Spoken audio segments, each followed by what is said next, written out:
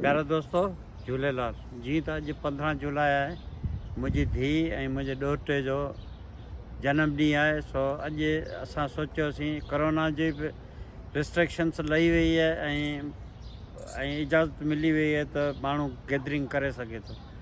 सो अॼु असां सोचियोसीं त हिननि खे सरप्राइज़ पार्टी ॾियूं। सो अॼु पार्टी ॾियणु वञूं पिया डाउन टाउन टोरंटो में। सो अॼु हुते हूंदासीं, केक बि कटंदासीं ऐं वरी अव्हांखे बि घुमाए पोइ।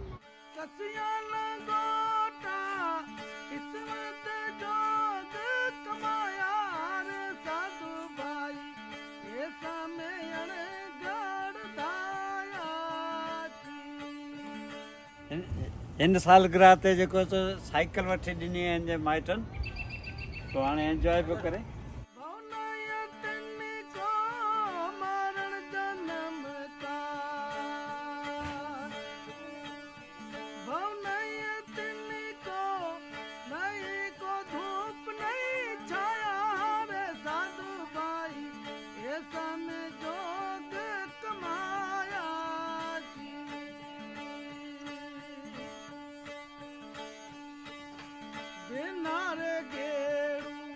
प्यारे दोस्तों जी तो ही लिमोजिन गाड़ी है ऐं वॾी गाड़ी है ऐं असां सभु गॾु वञणु चाहियूं पिया, घर जा भाती सॼा। हाणे वञूं था, ॿाहिरां गाॾी ॾिठी तो अंदरां गाॾी अव्हांखे ॾेखारियूं था।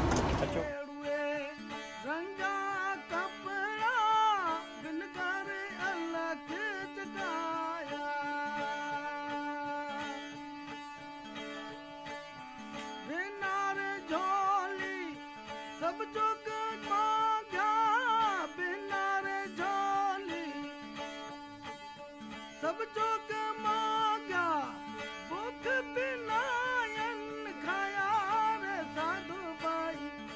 प्यारा दोस्तों हाणे असीं पहुची वियासीं होटल ते ऐं लिमोजिन जो जाम मज़ो वरितोसीं।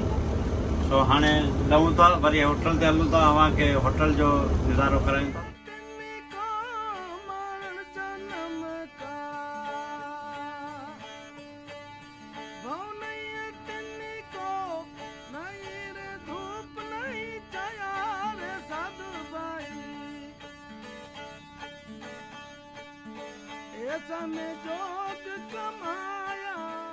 प्यारा दोस्तों हींअर होटल में पहुची आहियूं, हाणे चेक इन करियूं था ऐं मथे वञूं था।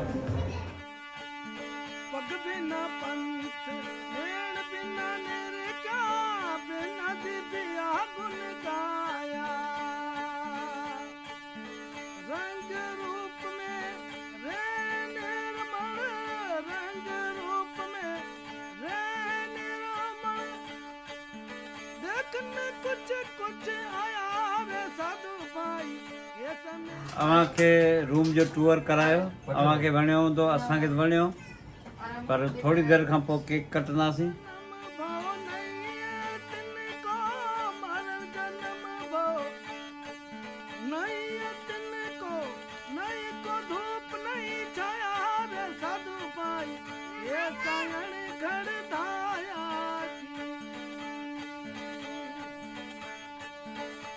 नाथ गुरु पूरा मिलिया, बिन बिन करी समझाया। गोरखनाथ जपी चरण की सेवा, गोरखनाथ जपी चरण की सेवा, राम रतन धन पाया रे साधु पाई। प्यारा दोस्तों सुबह थी वही है, फ्रेश भी थी विया आहियूं। सो हाणे हलूं था नाश्ते लाइ। हलो।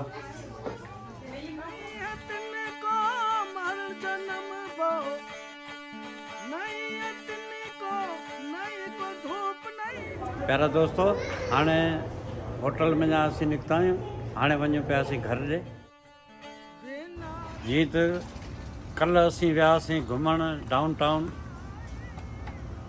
टोरंटो। सो अॼु वापसि अची वियासीं। उमेद त वीडियो ॾिसंदो, तव्हांखे पसंदि ईंदी ऐं वरी मिलंदासीं ॿी वीडियो में।